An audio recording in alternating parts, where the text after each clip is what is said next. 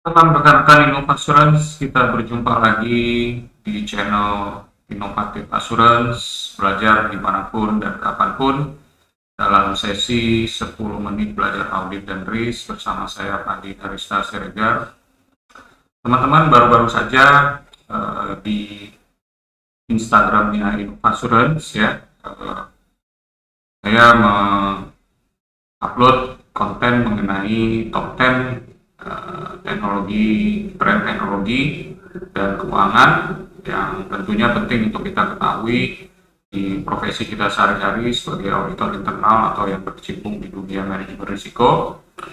Dan dalam topik kali ini saya akan menjelaskan ya, lebih detail konten yang sudah kita upload di Instagram tersebut. Mudah-mudahan bisa memberikan gambaran yang lebih jelas bagi rekan-rekan mengenai 10 tren teknologi dan keuangan tersebut. Yuk kita simak sesi berikut ini.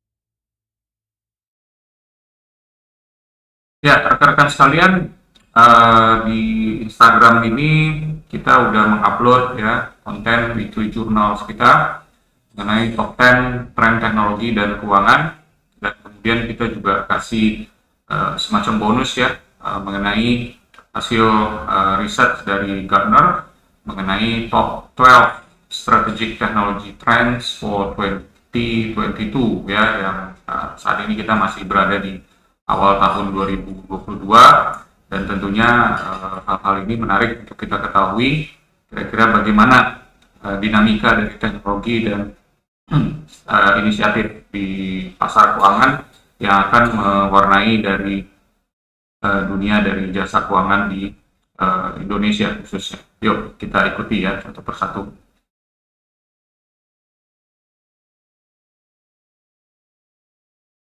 Ya, mungkin sebelumnya sedikit saya sampaikan bahwa di sini kita hanya akan membahas secara secara general ya, teman-teman ya, dan memang kita nggak akan going into the detail karena memang waktunya terbatas. Namun saya akan coba memberikan bagaimana sih relevansinya terhadap dunia kita di dunia audit internal, dan mudah-mudahan ini bisa bermanfaat bagi kita semua. Ya, yang pertama yang kita akan singgung di sini adalah augmented intelligence atau augmented reality. Sebenarnya mungkin augmented reality ini adalah satu turunan dari virtual reality atau VR yang sudah kita kenal sebelumnya. Anda mungkin punya headset untuk VR ya, di mana Anda sering pakai untuk bermain game ya, atau menonton film dan sebagainya. Anda menggunakan headset VR ini. Nah, sebenarnya apa bedanya augmented reality dengan virtual reality? Mungkin Anda masih ingat Anda pernah memainkan Pokemon Go suatu saat sebelumnya, ya. Nah, Pokemon Go ini kan kita mencari si monster-monster Pokemon ini yang berada atau terletak di lokasi-lokasi yang berada di dunia nyata, real. Misalnya kita mengunjungi satu lokasi, taman, mall, ya, atau bahkan di sekitar rumah Anda bisa mencoba mencari si monster Pokemon. Si monster Pokemon ini seakan-akan ada di dunia nyata, padahal sebenarnya dia tidak ada. Dia hanya bisa kelihatan kalau Anda menggunakan gadget Anda, dalam hal ini adalah mobile phone Anda, gitu ya, atau tablet Anda, dan Anda bisa melihat, Anda bisa mengklik atau menangkapnya, gitu ya. Nah, Anda bisa bayangkan juga misalnya pergi ke satu supermarket ya, department store, di sana Anda akan berbelanja baju misalnya, dan Anda menggunakan kacamata khusus yang disebut dengan kacamata augmented reality, dan informasi-informasi yang terkait dengan produk yang dijual, ya, dalam hal ini baju tersebut ya, atau pakaian tersebut akan muncul di layar Anda yang ada di kacamata tersebut, dan akan menampilkan informasi yang penting tentunya yang Anda butuhkan pada saat Anda akan berbelanja. Ya, misalnya mengenai harga, ya, mengenai diskon, dan kemudian bagaimana jika Anda akan membeli secara online, misalnya seperti itu. Atau mungkin Anda bisa bayangkan juga dulu pada saat Google mengeluarkan Google Test gitu ya, kemudian juga ada beberapa yang informasi yang bisa kita langsung dapatkan pada saat kita melihat seseorang tertentu ya, misalnya kita bisa tahu dari face recognition-nya bahwa siapa namanya, kemudian dia lokasinya ada tempat tinggalnya di mana dan sebagainya, itu bisa muncul di situ. Nah, itu yang disebut dengan bagaimana menggabungkan informasi di dunia nyata dengan di dunia maya. Itu yang disebut augmented ya, augmented. Jadi seakan-akan ada penggabungan antara informasi di dunia maya dengan di dunia nyata. Tuh, coba kita lihat dalam konteks kita melakukan audit ya teman-teman ya. Kalau pada saat kita melakukan audit ini akan sangat bagus sekali ya kalau misalnya kita pada saat melakukan pengecekan secara fisik dokumen yang ada di lapangan, atau misalnya kita melakukan pengecekan barang gitu ya, dan sebagainya, kemajuan dari satu proyek ya, konstruksi dan sebagainya, hanya kita berbekal dari kacamata augmented reality ini gitu. Dan Anda juga bisa bayangkan pada saat kita akan menginput satu temuan itu, kita cukup berbicara dan si kacamata ini juga memiliki satu feature speech recognition, dan kemudian dia akan menginput data dari yang Anda ucapkan itu ke dalam audit management system Anda, dan itu akan tercatat sebagai misalnya sebagai temuan audit gitu, atau hasil observasi Anda terhadap kondisi yang ada di lapangan. Ini akan sangat membantu sekali, dan mungkin ini akan diwujudkan dalam beberapa waktu ke depan gitu ya. Saya juga tidak tahu, tapi kita harapkan seperti itu, karena memang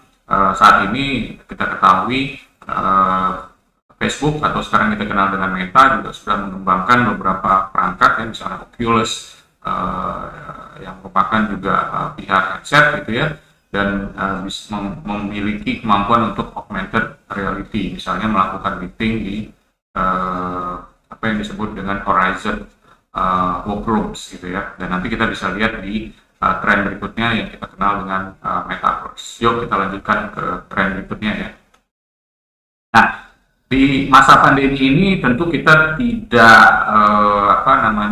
kita sudah sering lah melakukan work from home atau remote working gitu ya. Bahkan kita sulit ya untuk move on dari work from home ini, dan ternyata berdasarkan survei dari lembaga-lembaga riset yang kredibel ya, misalnya di sini ada McKinsey Global Institute, ternyata para karyawan ini dia lebih prefer untuk melakukan work from home gitu, karena mungkin dengan alasan work-life balance, dan ini terutama di negara-negara maju ya. Kalau di survei di negara-negara yang berkembang ya, misalnya di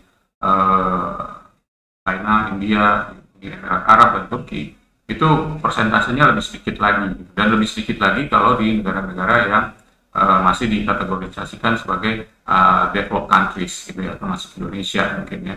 Nah, namun dalam hal ini kita bisa lihat bahwa preferensi orang untuk melakukan remote working itu makin lama makin meningkat ya. Fleksibilitas juga makin lama makin meningkat. Si Mark Zuckerberg itu salah satu yang sangat pro terhadap remote working, dan dia percaya bahwa remote working itu dan working from home ini bisa meningkatkan produktivitas gitu ya, karena memang dalam hal ini merasa lebih rileks gitu ya, dan tidak banyak waktu yang terbuang karena harus membuang waktu di jalan gitu ya. Dan apalagi kalau kita di Jakarta ini kan ada kemacetan dan sebagainya, sehingga bisa-bisa minimal 2 jam kita di jalan sendiri untuk pulang pergi gitu ya teman-teman ya. Belum kalau misalnya kalau ada macet dan sebagainya gitu ya. So, kultur dan pengaturan pekerja secara remote ini juga kemudian dikembangkan ya, dengan adanya perangkat-perangkat ya atau infrastruktur yang mendukung gitu ya. Dan mungkin ini juga sangat relevan untuk seorang auditor, di mana kita juga melakukan pekerjaan secara remote pada saat kita melaksanakan audit di lapangan ya. Kita berangkat ke satu daerah, kita keluar dari head office kita menuju ke satu lokasi, kemudian kita melakukan observasi dan sebagainya. Pada dasarnya kita melakukan remote working ya, meskipun kita tidak berada di rumah gitu, tapi kita tidak berada di kantor atau di meja kita gitu kan. Nah, si remote working ini yang kemudian akan dikembangkan ya, termasuk dalam hal ini juga dari sisi infrastruktur, security ya, dari sisi penyimpanan datanya secara cloud dan sebagainya. Ini semua akan mendukung, dan di kemudian hari akan makin lebih mudah gitu ya. Termasuk Anda juga melakukan teleconference, sekarang sudah sangat lazim ya, menggunakan Zoom, Google Meet dan sebagainya, Microsoft Teams dan sebagainya, itu sudah sangat lazim. Anda melakukan kolaborasi, pertukaran data secara digital ya, itu juga sudah sangat lazim dan sudah sangat gampang saat ini ya. So, remote working akan makin berkembang di tahun-tahun mendatang. Nah, yang berikutnya yang menarik adalah pengembangan dari robotic process automation gitu ya. Ini merupakan salah satu lagi dari turunan dari artificial intelligence yang sudah sangat berkembang saat ini, yang kemudian juga muncul cabangnya yaitu cognitive learning atau machine learning gitu ya, dimana mesin-mesin ya, atau kita katakanlah robot saat ini itu udah sangat-sangat berkembang ya teman-teman ya. Itu sangat jauh dengan berbeda kita melihat robot pada 10 tahun yang lalu. Robot-robot sekarang ini pekerjaan-pekerjaan yang dilakukan itu sudah mendekati pekerjaan yang dilakukan manusia. Bahkan tidak hanya blue collar crimes ya, atau blue collars, tapi juga terhadap white collars. Artinya pekerjaan-pekerjaan ini yang dilakukan si robot ini sudah bisa melakukan pekerjaan-pekerjaan yang sifatnya decision making, yang sifatnya manajerial dan bukan sifatnya administratif ya. Anda mungkin tidak percaya terhadap ini, tapi Anda bisa bayangkan bahwa dengan pendekatan machine learning ini, maka si robot-robot ini bisa memberikan masukan kepada manusianya untuk mengambil keputusan, yang meskipun keputusannya tidak diambil langsung oleh si robot itu gitu ya, tapi dia bisa membantu gitu ya, dan tidak jarang malah keputusan itu dipengaruhi oleh prediktif data yang disajikan, yang disampaikan oleh si robot mesin tersebut. Dan dalam konteks pekerjaan-pekerjaan rutin yang sifatnya administratif, kita ketahui bahwa kita sudah terbantu sekarang ya. Banyak aplikasi yang menerapkan RPA, di mana penginputan data yang masif itu tidak perlu lagi dilakukan oleh manusia, bisa dilakukan oleh secara RPA. Kemudian juga kerjaan-kerjaan yang sifatnya melakukan checking ya, itu sudah bisa dibebankan ke asisten robot kita yang disebut dengan bot misalnya gitu ya. Dan si bot ini dia bisa menerapkan satu rules yang memang sudah kita program, atau dia menggunakan konsep machine learning untuk mempelajari data yang ada dan kemudian memperbaiki rules yang ada gitu, yang sudah diprogram oleh seorang manusia melalui kecerdasan buatan sebelumnya gitu ya. Nah, ambil contoh kalau misalnya Anda punya email gitu ya teman-teman, dan Anda ingin mensortir email tersebut ya. Anda bayangkan kalau Anda Anda menerima email cukup banyak, dan Anda dalam hal ini ingin melakukan sortir atau memilah email-email tersebut, sehingga Anda bisa mengetahui mana email yang memiliki prioritas lebih tinggi dibandingkan email lain, atau Anda ingin menghapus email-email yang sifatnya junk mail atau email sampah itu secara otomatis. Anda bisa meng-create satu rules kan, di Microsoft Outlook Anda atau di email client Anda, dan kemudian si rules itu akan bekerja pada saat dia menerima satu email. Apakah dia akan memindahkan ke folder tertentu, akan memberikan automatic reply dan sebagainya, atau langsung menghapus karena memang itu adalah email junk gitu. Dan itu adalah satu konsep remote process automation yang banyak dikembangkan. Dan dalam dunia kita, di dunia audit internal, kita juga punya konsep disebut dengan Embedded Audit Module atau EAM. EAM ini pada prinsipnya adalah kita menempelkan satu modul audit ke dalam aplikasi yang ada di organisasi kita, dan otomatis si EAM ini akan melakukan pemantauan terhadap data yang mengalir, data yang digunakan pada saat melakukan pemrosesan sehari-hari. Dia akan melihat apakah data-data itu memiliki potensi-potensi fraud misalnya, atau memiliki satu abnormalitas atau keanehan-keanehan tertentu, atau bahkan hanya untuk mengukur kinerja. Dan hasil dari pemantauan IEM ini kemudian akan langsung disampaikan kepada manusia, dalam hal misalnya seorang auditor atau seorang ahli ya. Dan kemudian tentunya hasil dari pemeriksaan ini akan terus diperbaiki seiring dengan banyaknya data tersebut. Itu disebut dengan konsep training the data yang ada di dalam machine learning ya teman-teman ya, atau ini bagian dari cognitive learning. So mungkin di kemudian hari kita tidak membutuhkan banyak auditor ya untuk melakukan proses analisa data, kan kita bisa menggunakan komputer dalam hal ini untuk melakukan analisa data ya. Kita hanya cukup memprogram dia menggunakan konsep supervised machine learning, dan kemudian dia akan melakukan tugas tersebut. Bahkan dia bisa memberikan prediksi bagi kita. Kita lihat ya nanti di kemudian hari ya, apakah si robotic process automation plus cognitive learning ini akan menggeser peran kita nih sebagai salah satu dari white collar jobs ya. Kita saksikan saja. Oke. Nah, kemudian yang penting juga yang saya singgung sebagai salah satu tren di sini adalah keluarnya atau akan keluarnya yang disebut dengan Central Bank Digital Currency ya, atau CBDC ya. Well, ini memang belum terjadi ya untuk rupiah ya, karena BI dalam hal ini sesuai dengan publikasi yang dikeluarkan oleh BI Institute ya, Institute di sini disebutkan bahwa BI sendiri masih dalam tahapan untuk memikirkan ya atau menganalisa bagaimana cara penerapan dari digital currency token atau central bank digital currency ini. Oke, di sini mungkin saya perlu menyinggung sedikit mengenai apa yang disebut dengan digital currency atau cryptocurrency. Ya, Anda mungkin pernah dengar yang disebut dengan Bitcoin, gitu ya. Ya, Bitcoin ini sebenarnya banyak temannya, banyak variasinya. Ada yang namanya Ethereum, ada yang namanya Solana dan sebagainya. Gitu ya. So, pada prinsipnya Bitcoin ini bekerja menggunakan satu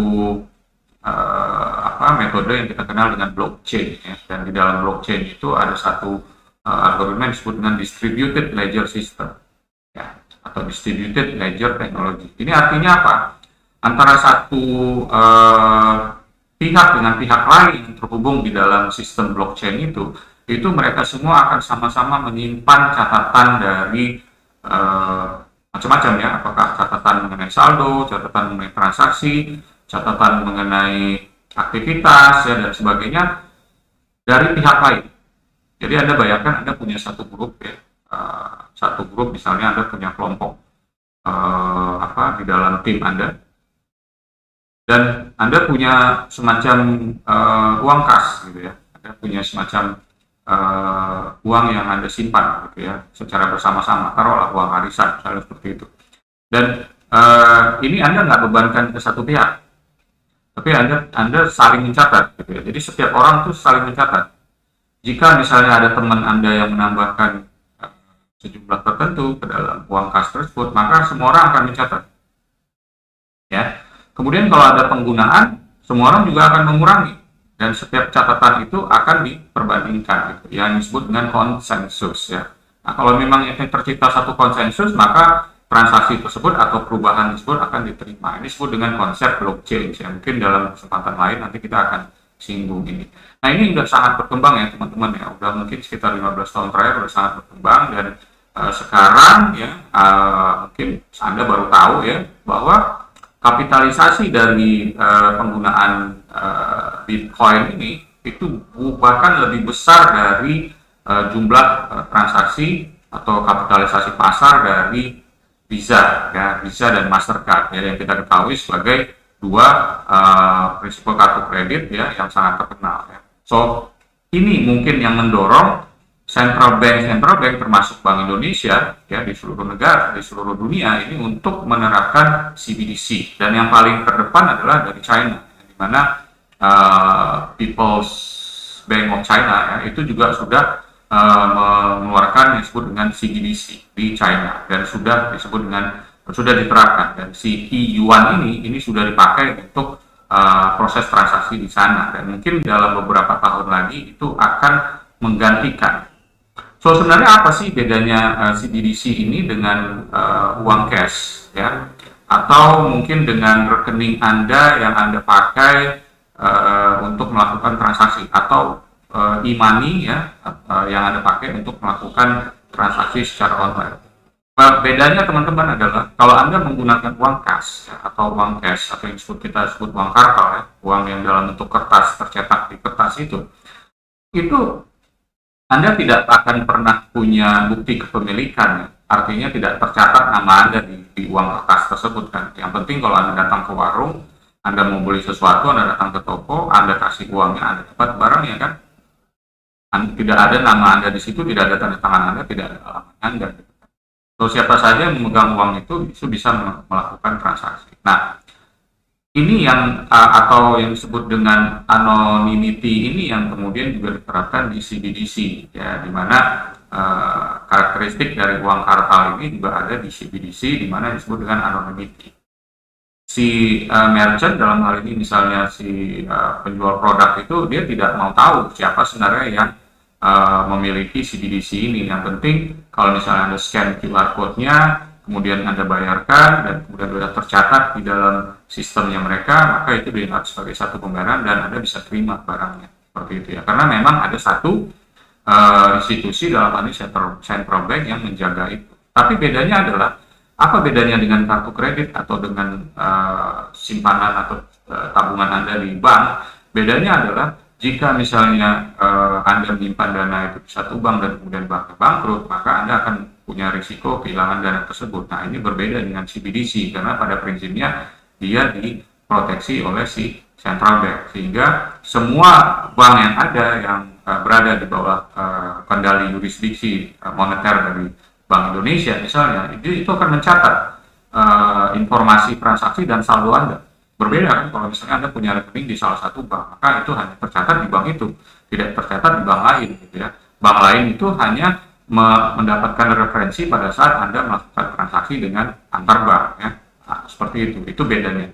Dan ini sebenarnya satu revolusi ya teman-teman ya, karena kalau kita kembali ke tahun 1694, Bank of England itu pertama kali mengeluarkan banknotes atau uang kartal yang kita kenal sekarang, menggantikan uang dalam bentuk koin ya.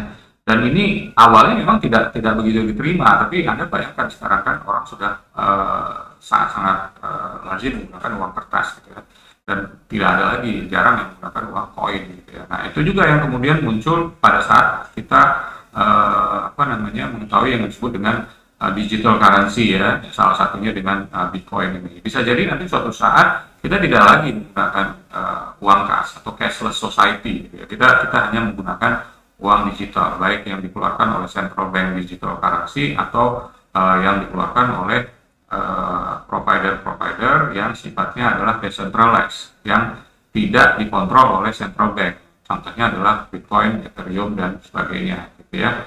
Dan ini juga sudah mulai banyak diterapkan ya, teknologi distributed ledgers ini tidak hanya di digital currency tapi juga di penerapan lain. Nanti saya akan jelaskan juga di tren yang disebut dengan non-fungible token. Yuk kita lanjutkan ya. Non-fungible token ini sebenarnya adalah satu konsep yang juga penerapan yang berasal dari teknologi blockchain ya, sama seperti cryptocurrency. Nah, bedanya adalah di NFT ini digunakan untuk mencatatkan suatu kepemilikan. Kepemilikan itu bisa macam-macam ya. Umumnya adalah kepemilikan yang terkait dengan barang-barang seni, art ya, apakah itu berupa image, apakah itu berupa lagu ya, apakah itu berupa video dan sebagainya, ya, gambar, tulisan ya, dan sebagainya, bahkan video games itu juga bisa Anda catatkan dengan NFT. Kenapa Anda perlu mencatat dengan NFT? Ya, sesuai namanya ya, NFT ini atau non-fungible token itu artinya adalah satu token yang bisa menyatakan satu keunikan ya, yang tidak bisa digantikan, non-replaceable, yang tidak bisa diperjualbelikan. Ambil contoh, kalau Anda pergi ke toko sepatu ya, Anda melihat ada sepatu olahraga, sepatu caps atau sebagainya, mungkin Anda mendapatkan model yang sama lebih dari 5 item ya di toko tersebut ya, yang warnanya sama, modelnya sama, harganya sama. Dan di antara 5 item ini bisa dipertukarkan kan? Anda tidak peduli yang mana, yang penting si model itu cocok untuk Anda, dan model-model yang lain silakan aja itu dipertukarkan. Jadi ini yang disebut fungible ya. Fungible di sini artinya antara satu item dengan item lain itu bisa dipertukarkan gitu ya. Namun bedanya kalau kita sudah menerapkan non-fungible token, maka barang yang kita berikan non-fungible token ini tidak bisa di replaceable karena memang sifatnya dia unik. Ambil contoh lukisan Mona Lisa, cuma ada satu ya. Kemudian juga ya kalau Anda punya foto diri Anda gitu ya cuma ada satu gitu ya. Anda tidak bisa orang lain mengklaim. Dan ini juga banyak misalnya di seniman-seniman yang sudah memanfaatkan ini. So ini bisa diterapkan terkait dengan aset yang non-divisible ya, atau unik, dan juga bisa memberikan bukti kepemilikan berupa sertifikasi dari non-fungible token atau NFT ya. Kalau Anda ingin masuk ke situs untuk memperjualbelikan atau trading dari barang-barang yang sudah NFT ini, Anda bisa masuk ke OpenSea, Nifty Gateway, Niftyable atau Rarible ya. Mungkin Anda pernah dengar ya yang sekarang lagi viral ya, yang Gozali itu ya, yang menaruh foto dirinya gitu ya ke OpenSea dan mendapatkan beberapa jumlah uang yang sudah dimonetisasi terhadap si NFT-nya itu gitu ya. So ini sebenarnya sudah sejak 2014 teman-teman, namun baru-baru kali ini ya dengan beberapa banyak yang viral ya tahun-tahun 2001 kemarin, itu menyebabkan banyak juga orang yang sudah berpikir untuk menerapkan NFT kepada aset-aset yang sifatnya barang-barang yang memang memiliki keunikan ya. Kemudian kita singgung mengenai autonomous delivery system dan contactless everything ya. Ini sebenarnya sudah cukup sering kita lihat ya teman-teman ya, dimana kita tuh sekarang berbelanja juga sudah jarang ya terjadi kontak ya, apalagi kalau di luar negeri, dimana orang tuh apalagi dengan ada pandemi ini, maka dengan adanya distance ya, kemudian kita juga membatasi kontak gitu ya, membatasi kerumunan, maka orang mau lebih prefer untuk melakukan secara contactless ya. Bahkan untuk pengiriman sendiri juga sudah ada perangkat yang bisa mengirimkan secara otonom ya, artinya tidak memerlukan supir, tidak memerlukan peran manusia dalam hal ini, karena memang sudah dibekali dengan teknologi misalnya GPS gitu ya, kemudian juga proses untuk melakukan identifikasi terhadap orang yang menerima dari paket yang dikirimkan ya. Ini ada macam-macam ya, kalau di luar negeri itu ada yang namanya DoorDash, ya, Postmates, Instacart, yang semua menawarkan opsi pengiriman drop off ya secara otonomous ya.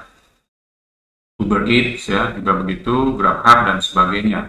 Dan ini juga terus dikembangkan ya, dalam hal ini mereka akan melakukan pengembangan, dan kalau kita ketahui dengan adanya Amazon dengan robot Prime ini, maka ada satu kabar yang saya terima bahwa nanti di ibu kota negara baru kita ya di Kalimantan Timur sana itu akan diterapkan nih ya pengiriman secara otonom ini, dan tentunya contactless dan autonomous delivery system ini nggak cuma dalam satu produk fisik ya teman-teman, itu juga bisa dilakukan dalam satu jasa gitu ya. Kita sekarang kenal dengan adanya booming digital banking, di mana digital banking ini menawarkan service secara contactless ya. Pada dasarnya secara contactless karena dia tidak memiliki cabang secara fisik ya. Anda tidak perlu datang ke cabang untuk membuka rekening, Anda bisa membuka itu secara digital di bank-bank digital, contohnya misalnya Genius, kemudian Bank Jago, kemudian dari BCA itu ada Blue ya, Living dari Mandiri, Tomorrow dari Yobi dan sebagainya gitu ya. So Anda bisa terus melihat perkembangan atau tren ini di kemudian hari. Nah, kemudian yang kita bisa lihat adalah terkait dengan Zero Trust Security ya. Kenapa sih kita perlu Zero Trust Security? Karena pada dasarnya tadi kita sudah banyak melakukan remote working. So, kalau kita melakukan remote working, kita tidak berada di kantor. Kantor itu adalah satu tempat atau perimeter yang bisa dipercaya.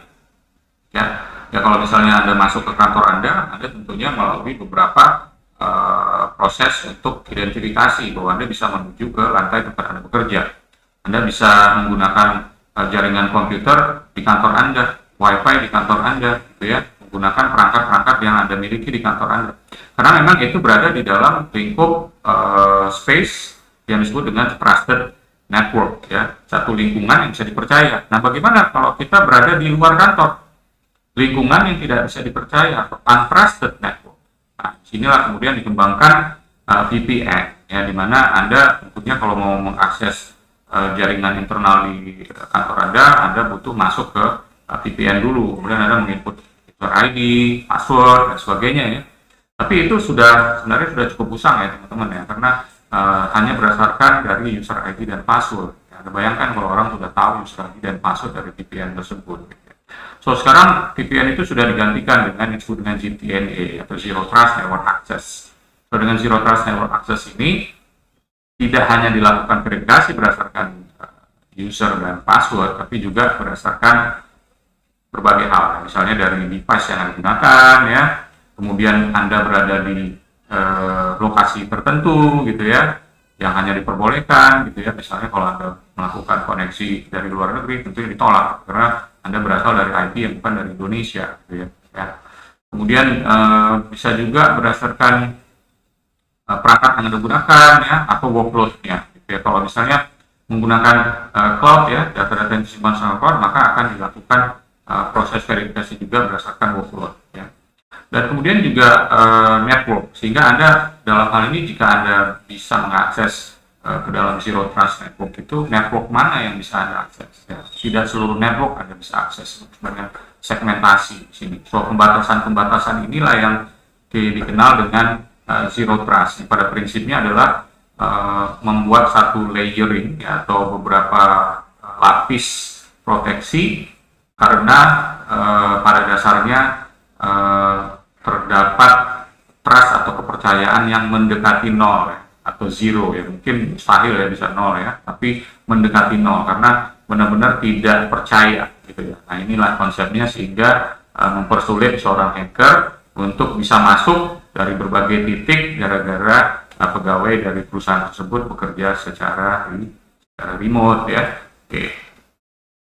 Anda bisa cek lebih jauh ya dari Forrester Research yang mengeluarkan satu white paper ya di forrester.com blog Stack Zero Trust ya, yang judulnya Component of the Zero Trust Extended Ecosystem. Anda bisa pelajari ini.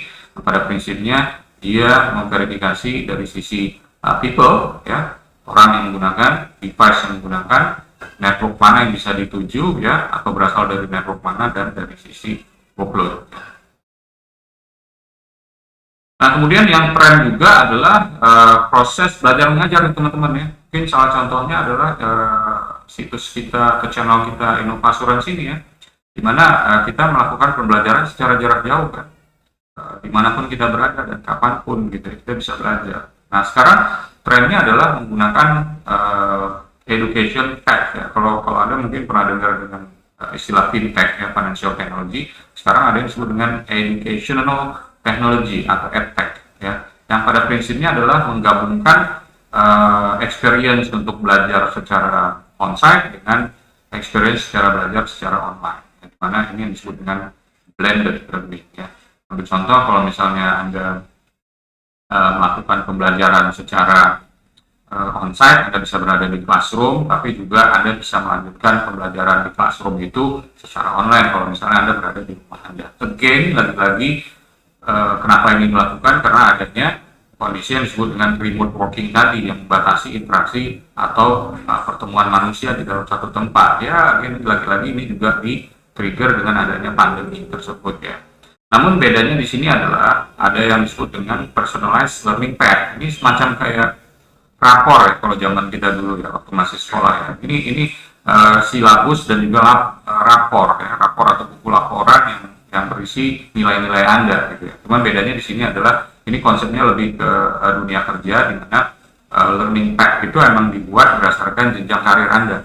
Sehingga kalau misalnya Anda ingin menduduki satu jenjang tertentu, maka Anda harus mengikuti si learning path tersebut, karena pada prinsipnya kinerja Anda itu tidak hanya dinilai dari pekerjaan yang sudah diselesaikan, tapi juga berdasarkan kompetensi Anda gitu, yang bisa didapat dari proses pembelajaran gitu ya. Dan PLP ini bisa berbeda untuk satu dan lain, itu makanya tidak mengenal one size fits all ya, tapi dia bisa personalized gitu ya. Ya ini mungkin mirip ya kayak pilot. Pilot itu dia punya yang namanya jam terbang ya. Jadi seorang pilot itu dinilai dari jam terbangnya. Dan dia juga bisa balik ke simulator untuk memperkaya jam terbangnya. Ini mungkin relevan untuk kita seorang auditor, di mana kita bisa menerapkan PLP ini untuk auditor yang sedang bekerja misalnya. Ambil contoh seperti on the job training misalnya, seperti itu ya. So proses belajar mengajar kita itu tidak hanya kita dapat dari proses pelatihan secara classroom, tapi juga berdasarkan pekerjaan yang kita lakukan, dan itu kemudian akan mempengaruhi skor kita di personal learning path. Jika kita sudah mencapai skor tertentu, maka kita dianggap layak untuk misalnya naik ke jenjang jabatan yang lebih tinggi, misalnya seperti itu ya. Dan ini semua akan diatur melalui aplikasi dari si blended learning yang disediakan oleh edtech tadi ya. Nah ini buat para praktisi di dunia pendidikan penting ya untuk transformasi ke blended learning seperti ini. Oke, nah tadi kita udah singgung ya mengenai metaverse ya teman-teman ya. Kita udah singgung mengenai metaverse ya. Well, sebenarnya metaverse ini bukan suatu hal yang baru-baru juga gitu ya. Anda mungkin sering melakukan bermain Fortnite ya, seperti itu ya. misalnya, atau mungkin Anda sudah punya virtual reality headset ya, seperti saya sampaikan tadi, kayak Oculus ya, yang dibuat oleh Facebook, di mana di dalam Oculus itu Anda bisa menemukan satu dunia maya yang memang disetting khusus berdasarkan preferensi dari Anda. Misalnya Anda bisa punya satu semacam kayak hologram gitu ya, yang merupakan rumah Anda di dunia maya gitu ya. Sehingga kalau Anda pakai headset si virtual reality headset itu, Anda akan melihat suatu rumah gitu ya, suatu lingkungan yang berbeda dengan rumah Anda yang asli ya. Dan itu yang disebut dengan satu versi lain dari dunia nyata ya, yang ada di virtual. Dan Anda bisa bikin berbagai macam versi di situ, makanya disebut dengan multiverse atau metaverse ya. Bahkan Anda bisa mendesain satu lingkungan virtual yang merupakan lingkungan tempat bekerja, dan ini sudah dimungkinkan dengan adanya si Horizon Workrooms dari Facebook yang sekarang namanya Meta gitu ya. Dan Facebook sendiri sudah berganti nama menjadi Meta, walaupun si Facebooknya sendiri masih ada sebagai salah satu produk dari Meta. Dan Mark Zuckerberg sendiri sebagai pemilik Meta itu sudah menyatakan bahwa mereka sedang gencar untuk melakukan penelitian terhadap Metaverse ini, termasuk menyediakan perangkat yang lebih handy, ya, lebih mudah, lebih nyaman untuk digunakan pada saat melakukan interaksi secara virtual, yang tentunya dibantu juga dengan teknologi yang kita sudah jelaskan tadi ya, augmented reality, di mana Anda bisa menggabungkan antara dunia nyata dengan dunia virtual ya, seperti itu. Dan ini juga sudah diikuti ya di beberapa perusahaan besar, misalnya Microsoft ya. Satya Nadella, CEO-nya Microsoft, itu sudah menyatakan bahwa Microsoft juga akan fokus mengembangkan versi lain dari Metaverse ya, tapi khusus untuk kepentingan bisnis ya. Dan kita ketahui bahwa Microsoft Teams adalah salah satu kolaboratif platform yang banyak digunakan ya. Dan Microsoft juga fokus untuk pengembangan dari virtual office seperti ini gitu ya, virtual workrooms ya, yang bisa digunakan secara virtual. Jadi kalau kita lihat di gambar ini ya teman-teman ya, ini kan ada avatar ya. Avatar ini adalah semacam representasi virtual dari diri kita gitu di dunia maya gitu ya, dimana Anda bisa men-setting wajah dari si avatar ini menyerupai wajah Anda gitu. Dan mereka semua ini duduk di suatu ruangan meeting virtual ya, dimana kalau mereka menoleh ke kiri, menoleh ke kanan ya, menggunakan headset virtual itu, maka mereka seakan-akan berada di ruangan itu secara nyata gitu ya, karena suara yang muncul dari kiri itu benar adalah suara orang yang duduk di sebelah kiri.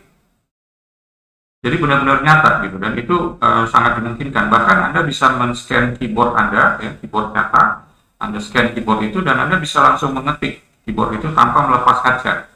Seakan-akan Anda melakukan pengetikan di layar komputer Anda langsung ya. Dan enaknya, meskipun Anda cuma punya satu layar monitor di dunia nyata, tapi kalau di dunia virtual Anda bisa kembangkan itu menjadi lebih dari satu layar monitor ya. Oke, kita lihat saja perkembangan ini Metaverse, mudah-mudahan bisa menjadi lebih baik ya. Oke, kemudian berikutnya adalah composability and modular business redesign gitu ya. So apa sih sebenarnya ini? Ini adalah satu prinsip yang sebenarnya datang dari disebut enterprise architecture gitu ya. Enterprise architecture ini melihat bahwa sebenarnya lebih mudah bagi kita untuk mengembangkan satu produk baru jika produk tersebut berdasarkan satu konsep modular design ya. Ambil contoh misalnya gini lah ya teman-teman ya. Anda mungkin kenal Lego ya. Lego itu kalau Anda mau bikin apa aja bisa kan, dari barang-barang Lego Lego pieces itu gitu ya. Anda mau bikin rumah, Anda mau bikin mobil, Anda mau bikin roket, Anda mau bikin apapun dari si Lego itu bisa gitu. Karena memang Lego itu sendiri didesain secara modular. Artinya ada komponen-komponen kecil yang kalau digabungkan itu akan menciptakan satu produk baru yang memiliki fungsi yang berbeda dari si fungsi komponen-komponen tadi, yang tentunya merupakan gabungan dari semua komponen tersebut. So ini akan sangat membantu Anda kalau mengembangkan satu bisnis atau produk di mana produk itu didesain secara modular gitu ya. Dan ini merupakan kunci kesuksesan dari pengembangan agile development ya. So agile development itu tanpa modular business redesign and composability itu nonsens ya menurut saya teman-teman ya, karena Anda percuma melakukan satu kecepatan dan iterasi berulang kali kalau misalnya Anda nggak punya konsep pengembangan produk Anda itu secara modular. So, ambil contoh misalnya Anda seorang chef gitu ya, Anda mau kembangkan satu menu baru. Anda bisa bikin menu nasi goreng yang bermacam-macam kan, dari satu jenis nasi goreng ya. Anda bisa bikin nasi goreng kambing, Anda bisa bikin nasi goreng ayam, nasi goreng seafood dan sebagainya. Tingkat kepedasannya bisa Anda atur, Anda bisa bikin kemudian jadi menu baru karena tingkat kepedasan yang berbeda gitu ya. Dan ini bisa dilakukan karena memang ya pada dasarnya si nasi goreng itu adalah modular gitu ya. So kita perlu melihat lagi apakah produk-produk kita yang ada, jasa-jasa kita yang ada jasa yang modular gitu ya, dan apakah pekerjaan kita di dunia audit ini sangat mudah untuk diubah suai ya, atau dikembangkan gitu ya, karena memang kita melakukannya secara modular ya, dan kita melakukan itu secara terdokumentasi yang jelas, sehingga siapapun yang melakukan itu bisa melakukannya dengan baik karena memang pada prinsipnya dia sudah memiliki pengetahuan dasar gitu ya, yang tinggal hanya ditambahkan ke tambahan-tambahan yang sifatnya modular redesign untuk keperluan-keperluan baru ya. Oke, ini adalah bonus ya teman-teman ya. Setelah tadi kita jelaskan mengenai tren dari teknologi dan keuangan tersebut, Anda bisa lihat juga tambahan dari Top Strategic Technology Trends for 2022. Di sini dikeluarkan oleh Gartner ya, kita bisa akses melalui situsnya Gartner di gartner.com, kemudian Information Technology, /Insight, kemudian Top Technology Trends ya. So ada berbagai macam di sini, mulai data fabric, cyber security mesh ya, kemudian ya ini salah satunya ZTNA juga masuk di sini. Privacy enhancing computations ya, di sini terkait dengan mencegah kebocoran data, ya, menjaga privacy. Kemudian cloud native platform ya, di sini lebih mengedepankan adanya service atau application yang berbasis di cloud gitu ya. Kemudian juga composable application, ini mirip si composability tadi ya, artificial intelligence untuk decision intelligence, hyper automation ya, di sini yang robotic process automation, artificial intelligence engineering dan sebagainya. Anda bisa lihat, Anda bisa download dan baca lebih jauh, dan mudah-mudahan sesi kita ini bisa bermanfaat ya untuk teman-teman semua. Saya ucapkan terima kasih atas perhatian dari teman-teman semua. Semoga bermanfaat dan kita ketemu lagi di sesi 10 menit belajar audit dan risk bersama saya Fandi Tegar. Salam sehat.